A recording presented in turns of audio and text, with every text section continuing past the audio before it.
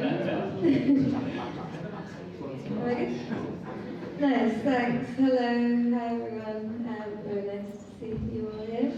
My name is Sophie Ray Morrison. I'm joining from Sound of Music. Some of you may know us. We're the national organisation for new music, and we make opportunities for people to create and enjoy new music across the UK. For this chat today, the art of collaboration, I'm joined by some really amazing people. So we have Elizabeth Bernholz here, aka Gazelle Twin. She is a producer, composer, and artist. Hopefully, I'm sure you all know her work. And Sian is also here, Sian O'Gorman, who is the director of NYX Choir, who've been doing lots and lots of things over the festival, so hopefully you've had a chance to see them. Joining us not in the physical space, but audibly, is Jessika Khazrik, an interdisciplinary artist, writer, and technologist, and producer and DJ. Jessika, do you want to say hello to the space? Hello, space. And do you want to say a bit about why you're joining in this way? Hello everyone. Yeah, so I'm not actually disembodied by choice this time, and also not by choice you are all disembodied for me, because I was supposed to be with you today. But actually I couldn't make it because of a new, very disturbing actually, how development with like a Brexit development with the visas. So in the past 3 months and a half, basically the UK hasn't been showing visas for people from the global south, and the suffering of people in the UK is being used as, in a way, alibi. But the thing is that the government is overlaid in processing Ukrainians' visas, and I think me and several people from our community, we're not being able anymore to, like we're having to reject, like we're not being able to tour. So this is happening structurally. I've learned in the last 2 months with more than 8 people I know. So yeah, I couldn't get the visa, this is why I went with you. And so just to kind of summarize, now it is said that delays are like minimum 24 weeks for processing visas. So, and yeah, and there are a lot of discriminations. In a way, it's like it's a structurally racist system, and yeah. So this is why I couldn't be with you. But then I thought it's important to transcend these borders and to be able to converse together. So yeah, thanks for hosting me even without my body. Thank you. Thanks for sharing that. Yeah, well, maybe we'll be able to talk a little bit more about that later in terms of digital collaboration. So yeah, it's great to have everyone here. The reason we're all here today for this talk is Sound of Music are hosting a new program called Digital Bridge, which is funded by British Council, and it's in partnership with Mexican Center for Music and Sonic Arts, or CMAS, and Supersonic. And this project we're basically creating new collaborations internationally for women and gender minority artists, and we're funding some new digital-only work, so basically facilitating these new collaborations without the need to without flying to each other, and actually seeing how we can create like fully digital collaborations and help those. We also wanted to specifically do it for women and gender minority artists that are working in electronic music, because obviously there's a lot of underrepresentation and a lot of discrimination.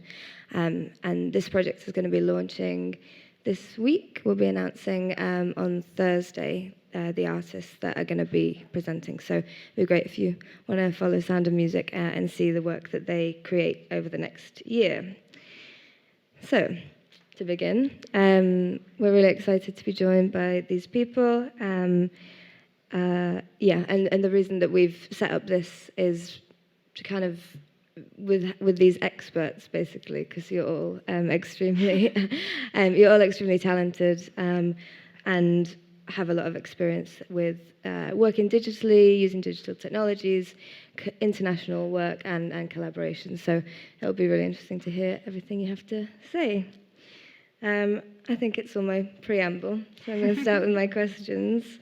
And the first one, which relates quite directly to the project that we're doing, is I'm interested to know if considerations of identity and experience feel relevant to you when you're thinking about collaboration. And maybe Jessika, I could start with you.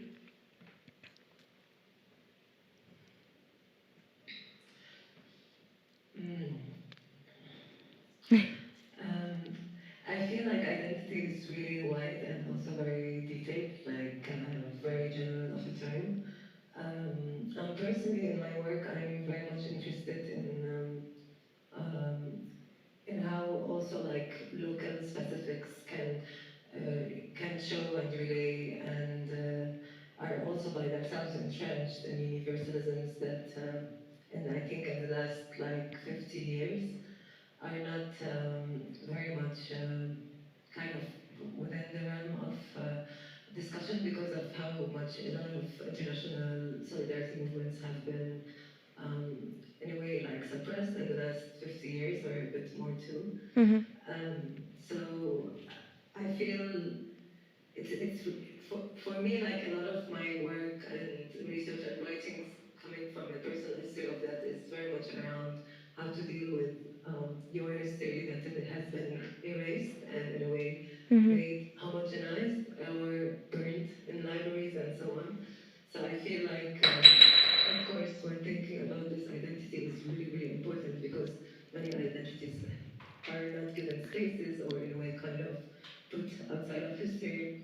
And I can speak from my experience as a Armenian Iraqi person growing up and Lebanese growing up in Lebanon, and also like my Iraqi side is Chaldean, and like in the last 70 years, I've been also pushed outside of Iraq. So I feel this is where identity is really important. But then the more I go backwards in a way, like in a trans-millennial time with identity, the more I find universalism. So yeah, so I feel like it's always like identity is not a way of containment. Yeah. Yeah, Yeah. it's very open, especially the further you go into it. So this is how I see it. And I also think musically, like techno, for instance, which for me is much more than a genre, it's also very much of a congregation. And the way, like raves, I feel like raves, for instance, have a very universalist order. So it's a place of dissolution of identity also, and a transforming identity, so it becomes very collective. So yeah, and as such, so I'm more into like collective, like the collectivizing aspect of identity and yeah, and exhuming things that have been forcefully burned away. Yeah, but not a place to get stuck at. I agree. Thank you. Elizabeth? It's quite hard to follow that because it's such, obviously, it's such growing up in and existing in a place where Jessika has done is such a vast thing. It's like living in a completely different world, and being an alien in that, I suppose. And I was just thinking about how it must feel. It's epic. That's a huge landscape. That's huge chunks of time and history and culture to sort of try to navigate. And I was just thinking like, wow, my own experience of that is so different. It's so different. I know that things in the UK are very fractured at the moment, but I think when I made the decision to become a musician and composer, it was all internal. I was not really very aware of the world around me. I was only aware of my kind of own self and my own physical self and emotional self. So, it's a complete contrast to that in terms of kind of the seriousness of growing up in that. But at the same time, the reasons that I've made Gazelle Twin as a kind of alternative sort of form of version of myself is kind of through feeling alienated in that way, in my own physical self, in my relationship to my own body, in my relationship to the world, and how over time I've had various experiences that have kind of pushed me into a kind of possibly a more insular space within my own creativity, but maybe just in terms of how I want to present myself, represent myself, reinvent. I don't want to say reinvent because it isn't really very accurate, but just kind of how I place myself out there as a musician. And before I made Gazelle Twin as a kind of list of things that I wanted to try and achieve, but also a list of things that I really didn't want to have to engage with. I had, all kinds of experiences as trying to be a composer, going through music education, being very much in the minority in that setting as well, in terms of being female, in terms of being a woman, I should say. And then following that, just kind of going through the motions of trying to sort of get a foothold in being a performer, which is not something I necessarily planned to do, and took a lot of mistakes and a lot of experimentation, and a lot of kind of crazy experiences to sort of realize how I wanted to do that and how I wanted to kind of step back from my initial ambitions to be a composer. I kind of had to sort of, raise it all to the ground really and start from scratch. And did that experience change who you wanted to work with, or did that kind of form who you wanted to align with in that journey? Initially it kind of did the opposite in that I actually wanted to just eliminate people from the equation, and I just wanted to do it all myself.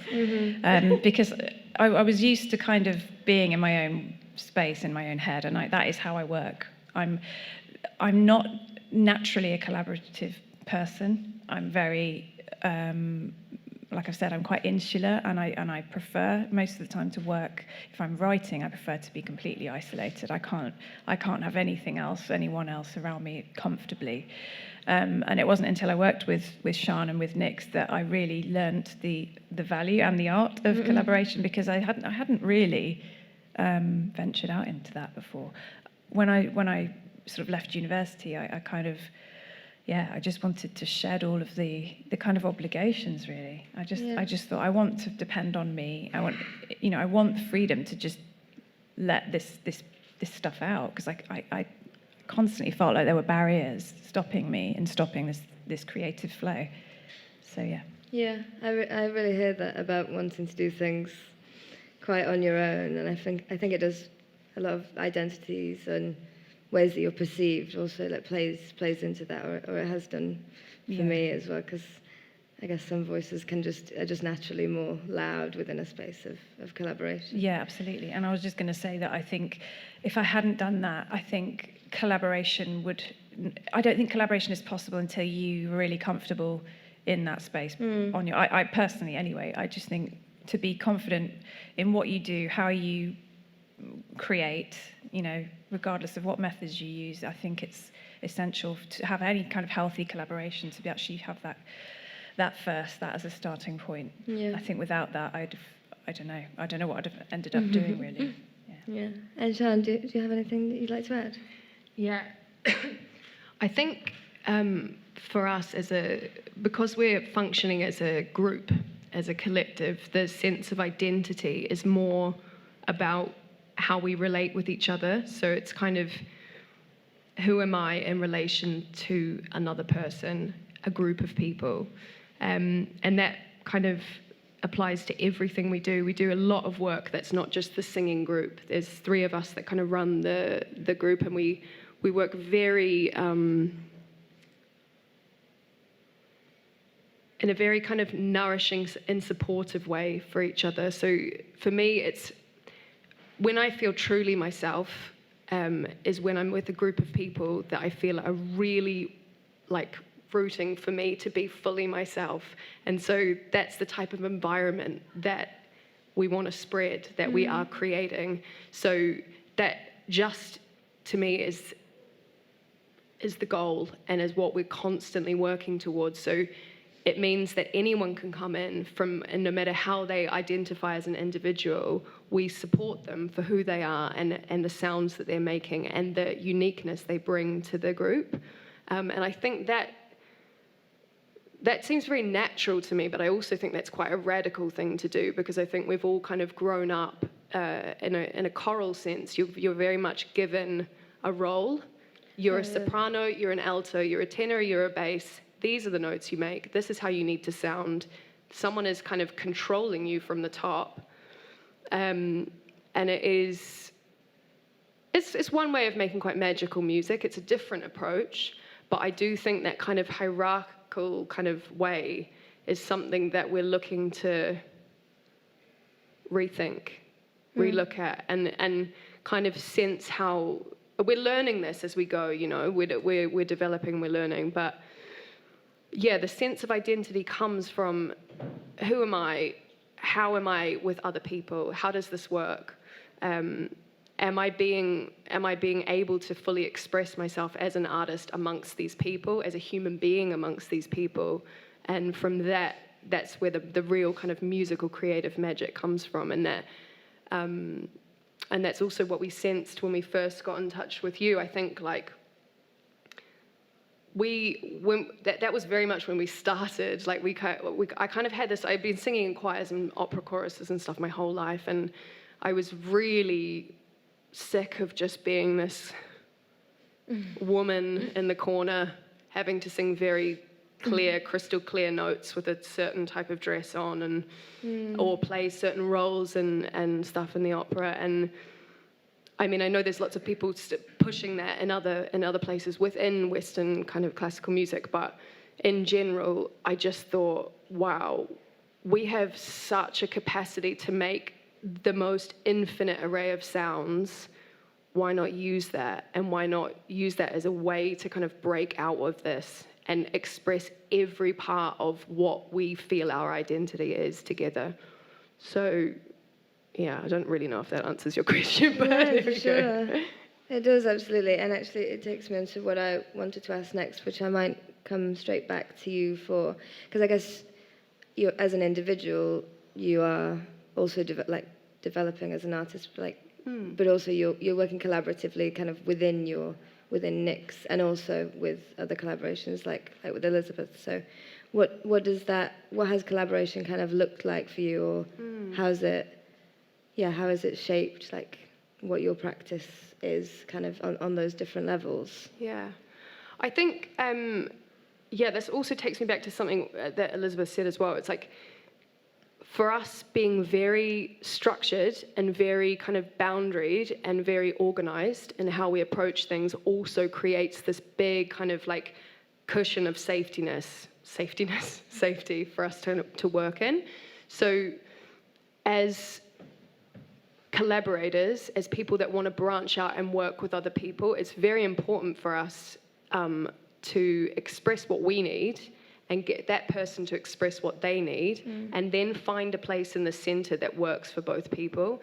And that all just comes down to really beautiful communication. And I think that's to me the essence of everything. It's like that form of relationship with each other. It's like we instantly knew that we could meet in the middle. We hadn't made music together, but we kind of, as soon as we all had a discussion, we just talked on the phone, didn't we? I don't think we even, it was pre-Zoom times, definitely. Yeah. And we and it just kind of became, we meet a lot of people, we talk to a lot of people, we're very interested in working with a lot of people, but it becomes very instantly clear, is this relationship gonna work?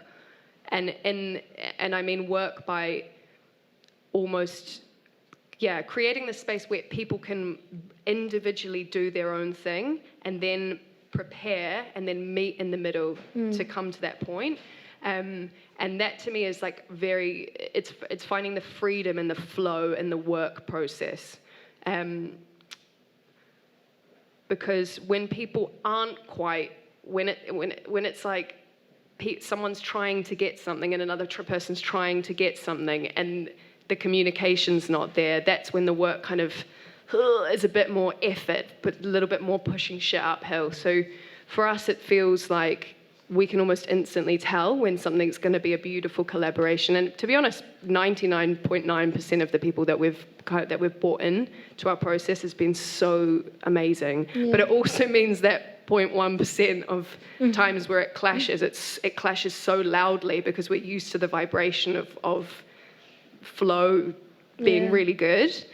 Yeah. And I think also like it feels very much like the overall goal for us does feel like we're working in a way, this flowing way feels very like against the kind of patriarchy we've got inside our heads of how things should happen. So that to me feels like the way. It doesn't matter who we're working with, what they identify as. It's like that is the energy that they're bringing, and that's what we're working with. Yeah.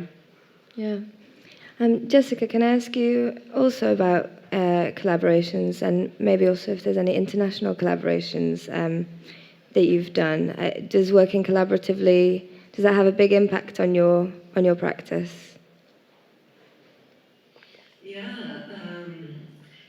I think from the beginning, from when I started really like being like collecting music. Actually, before that I was enamored by music, but for me what was really wide opening as a kid, like my first relationship to the internet when I was 9 years old, was starting to like collect music, and listening to music all around. And it is also through my work in music that I started to gain mobility, international mobility, when I was 19. So this was, so for me, it's very central. And I feel like before the pandemic, for many years, my work has always been also like in my communications, very much based on communicating with people all around the world. And then with the pandemic now, things in a way have become hyper normalized as such, due to the nature of mobility. And also as an artist, I personally very much more like enjoy working independently, like be in direct communications with also the more invisible side of work, of making things happen, like live performances, touring, and so on. So to manage my own booking. And I feel like there is something really important in terms of international collaboration that I've experienced with colleagues who become friends and then collaborators, or sometimes you start working with someone and then a friendship occurs, is that the fact with how, in a way, orbital and satellitic can be the experience of performing music internationally, is that you always have a group of friends that every 1-2 year or twice a year you meet somewhere, and always often in a different place. So also the idea of experiencing, sometimes working together, but I want to talk about more like being in each other's presence than not just collaboration. And then maybe I will arrive quickly to collaboration. I think this is really transformative, could be, and important politically, because then you're also always sharing your, when you want to, sharing your experience of place and space. And in terms of collaboration, maybe like, did I answer your question, or maybe do you want me to speak more about, like for instance, with what was said, it really resonated a lot with me, talking about to collaborate with someone is like to be able to, it's like real beautiful caring communication, and I greatly agree with this. And I feel also like with like our practices as artists is, even if a big part of our work, like my work, is also solitary, but another part is very public, and I feel like our practice also often or always grows with each other's practices. So for me, I've been very lucky, and I'm very grateful to have encountered in the last like 10 years people, collaborators that I know I would love to continue working with in 30 years. And it's really nice to see how your practices are evolving together. And for that, it's always a rehearsal also in communication, and in a way finding a space where we can meet. And I think like music is very much around like bringing into the same space things maybe that are usually are not on there, are not together. So I feel music teaches me a lot about also collaboration and communication, though it transcends all of that. Yeah, absolutely. So were you saying you have collaborators that you work with, you work with regularly? Are there any main collaborators that you work with? Yeah, for instance, maybe I'll start with a collaborator I've been working with around voice and music and sound and writing also. And also now so it's the musician, writer, Johanna Hetva. And we actually met together 3 years ago. We were in the same residency at Amplify with Pan Daijing, and it feels like it's amazing to work with Johanna because we kind of have antipodal, but in a way, very mutual ways of working and structure also. So it becomes very complementary. So I'm gonna maybe just give an example of like last year, a project we worked on. It's by Johanna called Glut, and it's basically around rethinking how mystical experience is not necessarily this like a pure experience. It could be very abstract, very horrific, hairy in a way, going inside of the body as a transcendental also experience and mystical experience. So Johanna invited me to do the machine learning part of the score, and then I ended up doing all of the score with it was a score with like 7 words, and with just Johanna only sent me 2 tracks with their voice.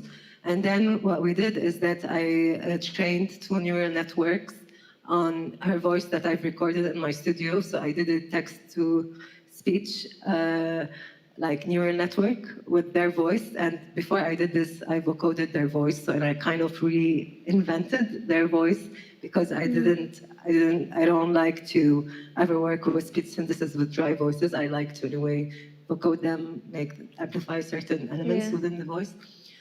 And so basically afterwards, after this project, we agreed like I can use the 2 voices that the neural network is also in a way became this like shared synthesized voice. So I can, for instance, create voiceover with Johanna's voice, like a voiceover for something else that I'm performing. We have this pack together. And I feel like, so now we are doing a double release, and in the double release, we're also thinking a lot about the solution of the self and like changing one's voice in writing, in music and so on, and kind of sharing each other's voices.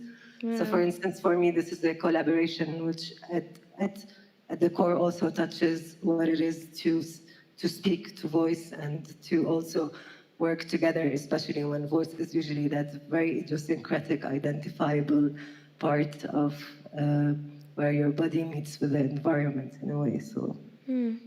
Wow, that sounds amazing. Sorry, go on.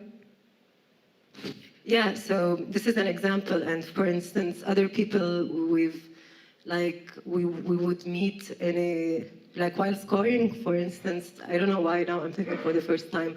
I've had several experiences where someone invites me to score their work, and then we end up like having a very intimate friendship that has been going on since many years.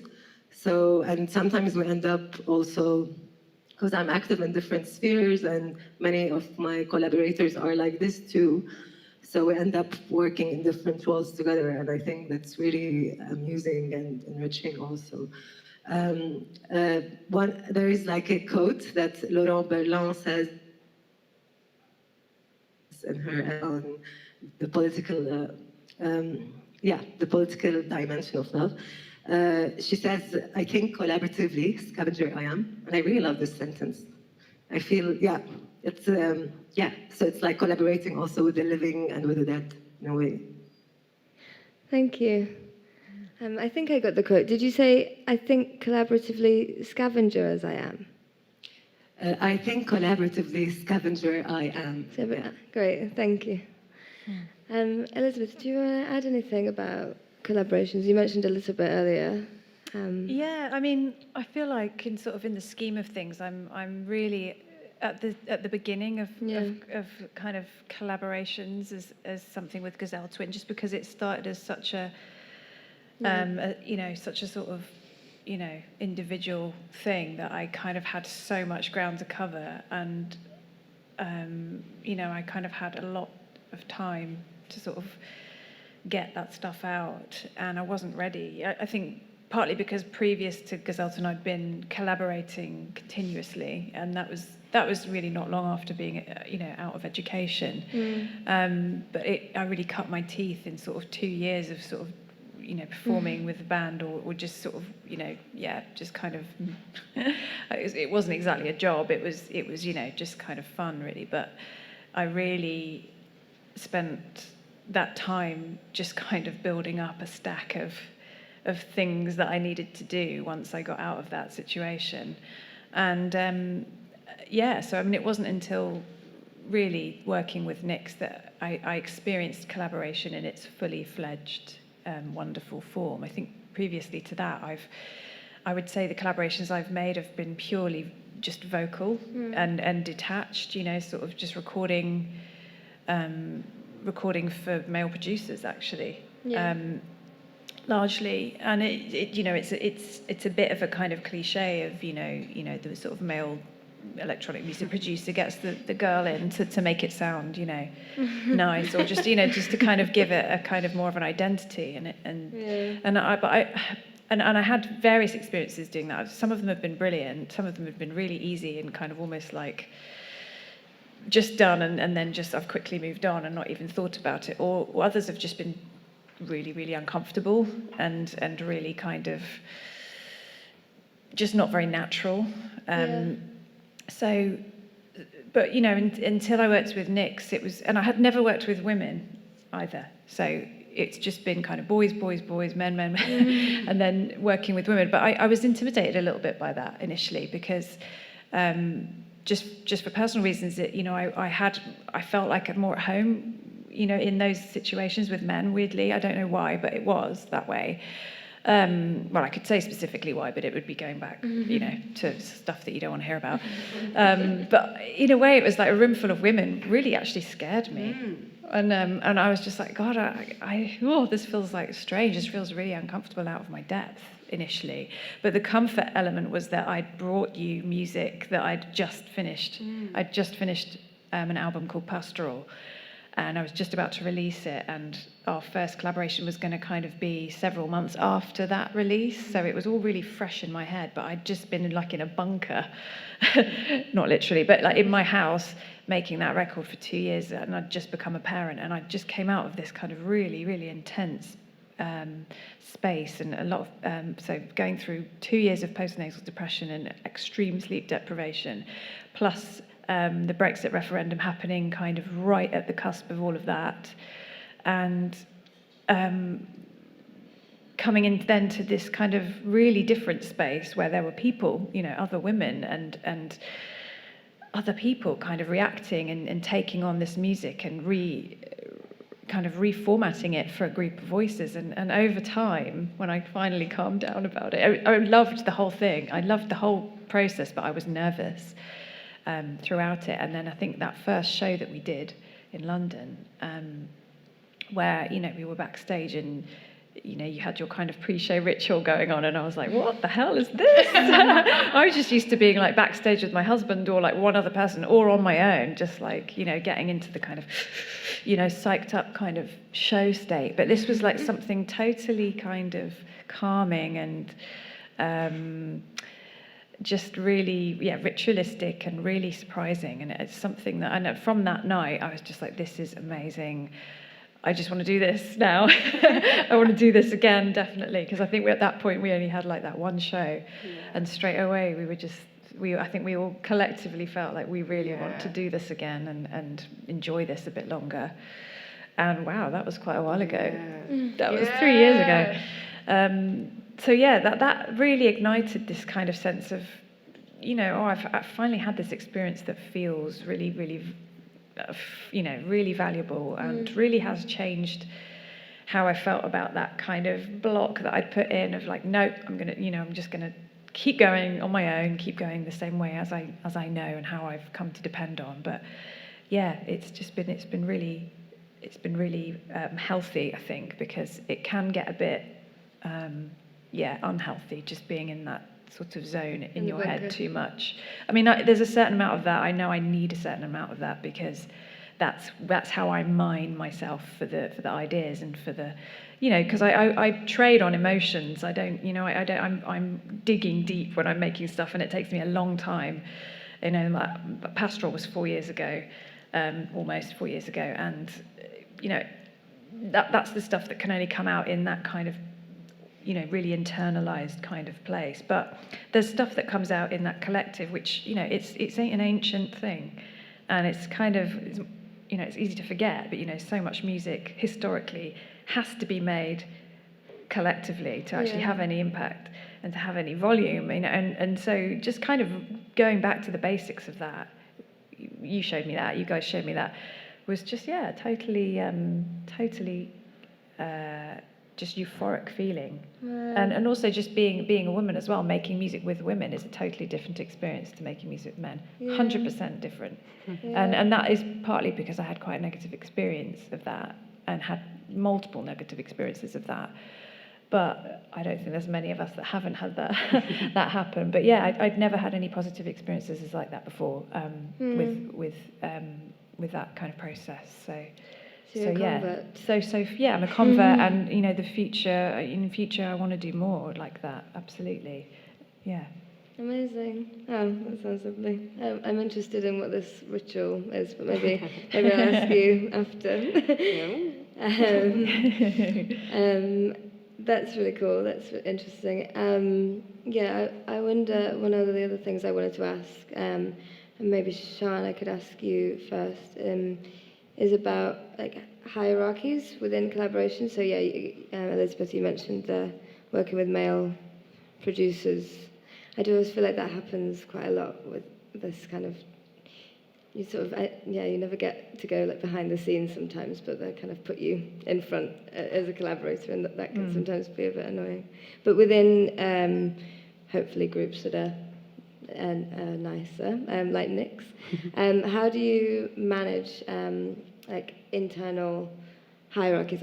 Like, is it important to you as a collective to name hierarchies that are going on like within that, whether that's like hierarchies that are resulting from like internal kind of, where you can't kind of be non-hierarchical, you can only really kind of be anti-hierarchical, I think. And also there's obviously different like societal ones. Do you put in, and maybe the ritual is part of it, but are there things that you put in place to challenge that and make sure that it's fulfilling for everyone in like the same way, and that everyone can, or can it ever be, maybe? Yeah, that's interesting, and also kind of ties into what you were saying. So when you first walked in the room with us, we were also incredibly intimidated by you because of this weird thing we've all built up to kind of feel separate from each other, and like, oh, that person does that, therefore there's something less in me because that person's amazing. And I think the thing that we've been learning over kind of working in this kind of quite community-based collective is everybody is just like, everybody's hungry for this form of like connectedness that comes together through performing and through singing and making stuff together. So there is a sense of, and like what I said at the very beginning, it's like a way of making sure that everybody's individual identity and expression is honoured, and that they feel like they're really being themselves as part of this. In that way, there has to be some structure, otherwise we wouldn't get anything done. Like we have roles. This person does this, this person does this, this person does this, and we all kind of do multiple things across the board. Especially Josh, Philippa, and I, who run the group. We're really quite multidisciplinary in how we share the workload. We all have very amazing kind of organisation skills as well as kind of creative skills that we share amongst each other. And then within the singing group, there's so much, like, if you're just working with just acoustic voice, then you've got one level of what everybody can offer and what everyone can blend into each other.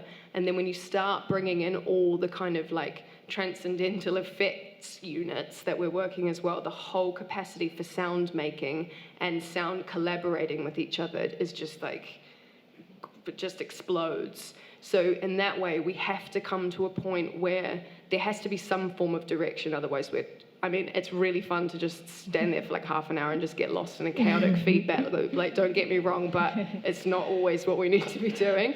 So there needs to be some kind of, this is where we're heading. In that form, it's almost like kind of like a jazz open improvisation kind of setup. So it's like, we use Ableton primarily for scores. So what I'll do is I'll take a piece of music, or I'll write a piece of music, and then I'll set the score up, and I'll put people's names next to the tracks, and I'll be like, Ruth, you're red, Shireen, you're orange, Bethan, you're yellow, and then they can listen and gather, okay, so this is the kind of sound I need to make from this, and then they take that away, they sit with their gear, and they figure out how to kind of create their own contribution to that whole as an individual. So to me, it does feel, hierarchy is not the right word, for sure. I've got no interest in someone being more important than the other, but there is space for someone to take the lead, and then there's space for people to sit back.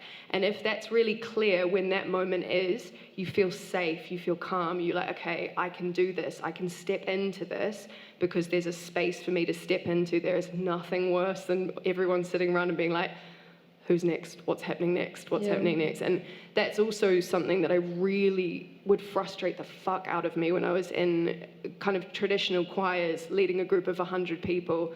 Right, everybody, step off to the left now. And everyone would stand there like a frozen sheep and not move until someone else made the step. And it just really reminds me so much of like what's happening in the wider world. It's like everyone's waiting for some kind of leader to step up and tell them what to do. And it's like, obviously that's not working. You know, the people at the top, the whole system is absolutely fucked. And there's just putting some other prime minister at the top is not going to solve anything. Like, people need to start taking responsibility for themselves and their lives and stepping up into their own communities, making spaces for every person to thrive as themselves.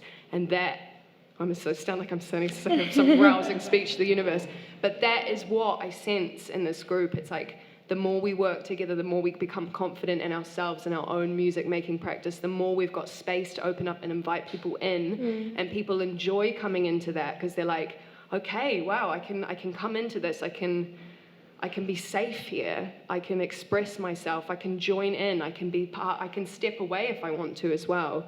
You know, that's really important too, because a lot of the music we're making is fucking intense, and sometimes it gets too much. It's like, whoa, that was really like, it's a very physical experience. And sometimes if you're going through something quite personal, the music can really bring it up. So we have to make space for everybody to kind of fall apart as well. And I think that's also what feels quite radical, is we're creating almost like a family community unit where we're holding each other, where we're trying to be honest about where we're at, but we're also trying to make work together. And we've got this kind of common sense of like, we want to create something together, and that's why we're here, and we'll hold each other through that. Yeah. No, that was great, and it's great that you said that. I cried so much when I saw you play. It was really, and I was supposed to do something after, and I was just like, I just need some time between like doing that and going to something else, because it kind of brings out this thing that you sort of just need to process. And that's amazing. Jessika, do you have anything to add in terms of what you do when collaborating? Do you name and challenge hierarchies within those collaborations? It's really amazing listening to Sian and your experience. It's like yeah, it sounds in a way like a dream. Come Working join. together. You're welcome. Yeah, personally, Join in. Join in. Yeah, I know. Personally, I'm really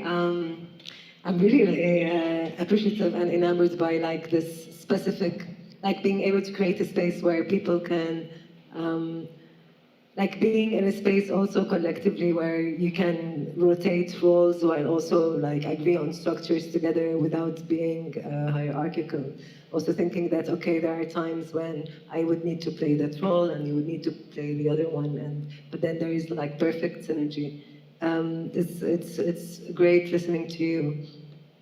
Personally, I feel like in my experience, it's been really like a mixture because I feel in certain collaborations, the collaboration doesn't work because it could be that there is a certain hierarchy that's being expected or enforced, while from the other person is actually wanting to have the opposite, to really have a shared space and to take decisions collectively and to really be responsible for. Because I feel like when collaborating is like, it should be sharing, it should be, I feel like for me, it means a lot to me to be able to be like self-organized with someone else, in a multiplicity, and to share that.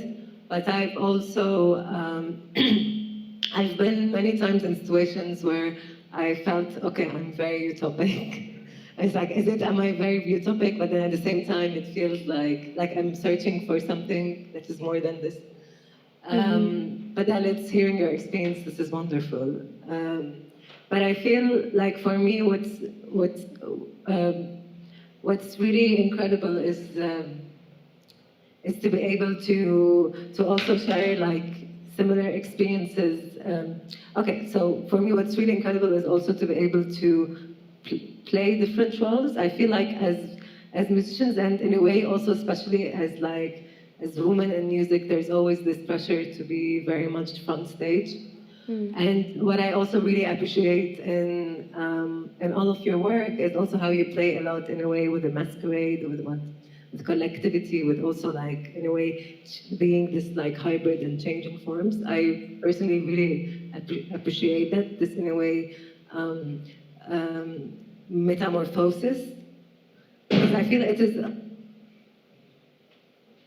is also very much comes out of the ritualistic also aspect of music, also music as a vessel. Yeah, so I feel that it's always, for me it's also it's very much like collaborating also has a lot to do with learning how to listen and how to speak together or to give space for each other. So it's also by itself very musical. Yeah, this is it from my end.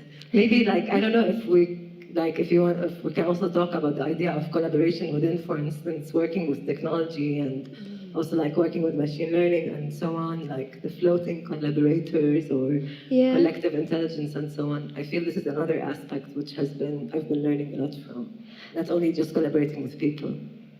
Oh, I see. So collaborating with machines. Yeah, collaborating or kind of like extending a certain, like also it becomes, because it's very eerie. You don't know, in many cases, like when working generatively with like generative media, like with machine learning, you're kind of getting outputs based on the collection of like a huge mass of media. In a way, you're collaborating with a huge mass of media that is created by people, but where in many cases there are so many layers of obfuscation. You don't know these people. There's a lot of distance and obfuscation along the architecture of the technology, for instance. So I feel this is really interesting, or also like creating, relaying in a way a voice, or creating something that anyone is welcome to use in an open access way. So in a way, collaborating with unknown, not in a way serendipitously, like the serendipity of that through media. I feel this is also another dimension which is like being more and more expanded with like the technological developments of our times and environmental developments too. Yeah, I think that is really interesting. I did want to talk about that. I have just had a signal. How long do I have left? 5 minutes in total. Oh dear, okay. I turned my phone off. Okay, well, I would like to offer for people to ask questions, but maybe so that we don't leave that point totally. Jessica, your performance is going to be streamed digitally later at the festival. Is that right? At 10:30? Yeah. Yeah, okay, amazing. That's right. About the hour, I'm not sure of the hour, but It's at 10:30. I'm not sure exactly where, but I'm sure you've all got programs. But maybe for more stuff on that topic, you should follow Jessica's work more, because she has lots to say about that. Just because we've got 5 minutes, are there any questions? Sorry, my bad timing. It was a point about insularity and collaboration that Elizabeth made earlier, and I wanted to ask how easy or not it is to overcome some of those specific challenges, and who should ultimately have responsibility on that. Because surely it isn't the case that insular, introverted, marginalised groups should have more personal responsibility to that. It's others as well who are taking up space.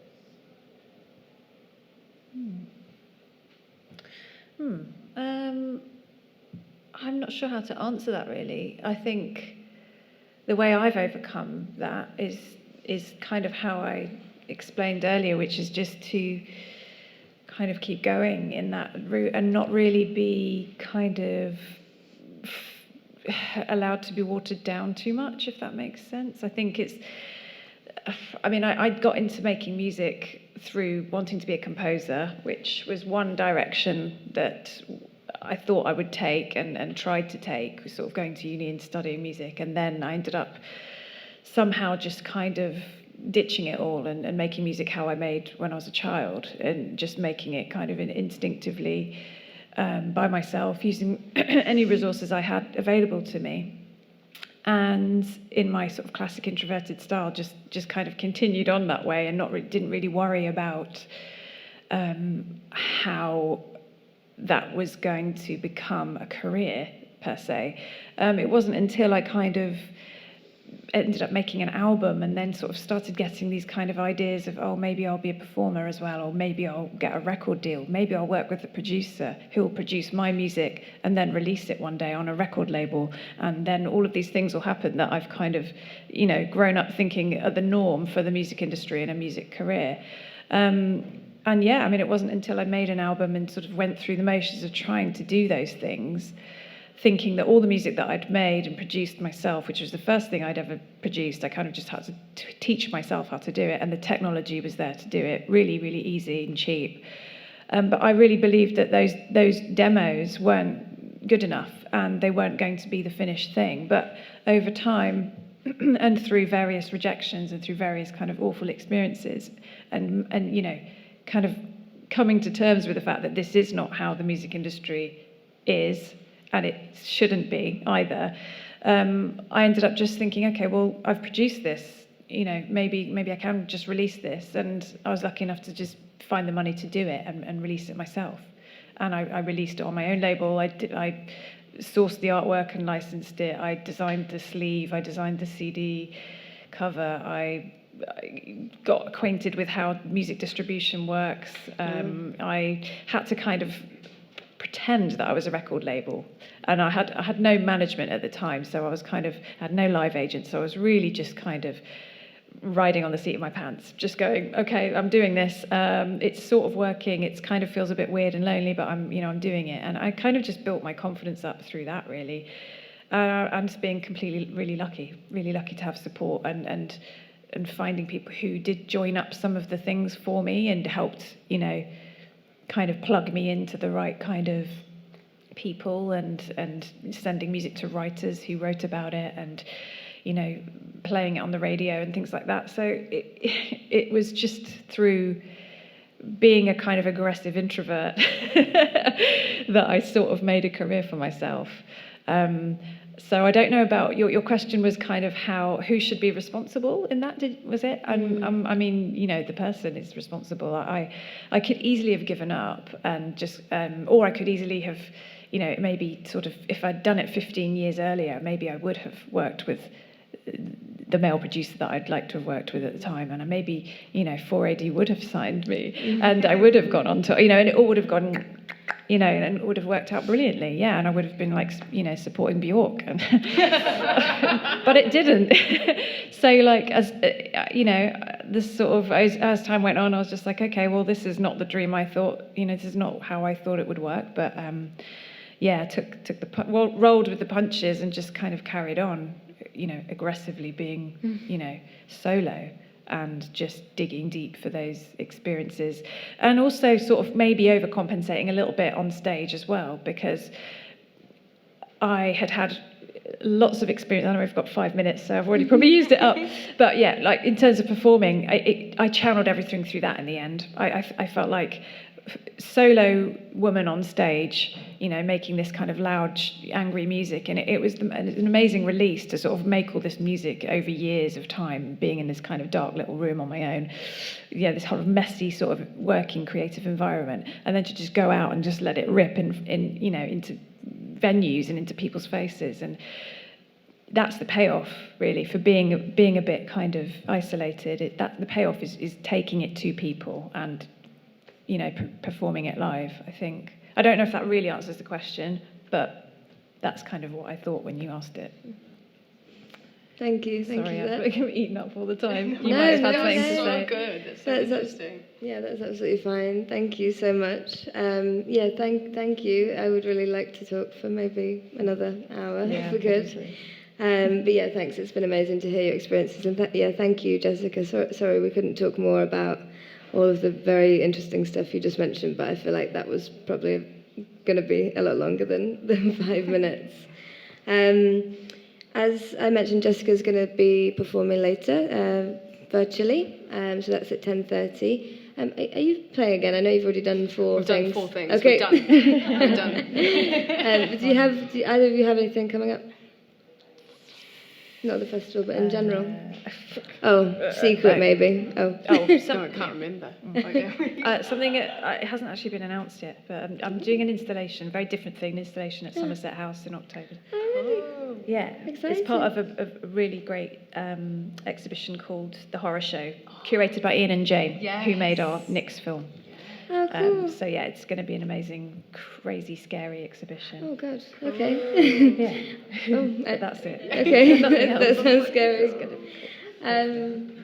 Amazing. Well, let's. I think we'll finish it. We'll finish it there because I think we've probably gone over. But yeah, thank you so much, thank you. Elizabeth, Sian, Jessica.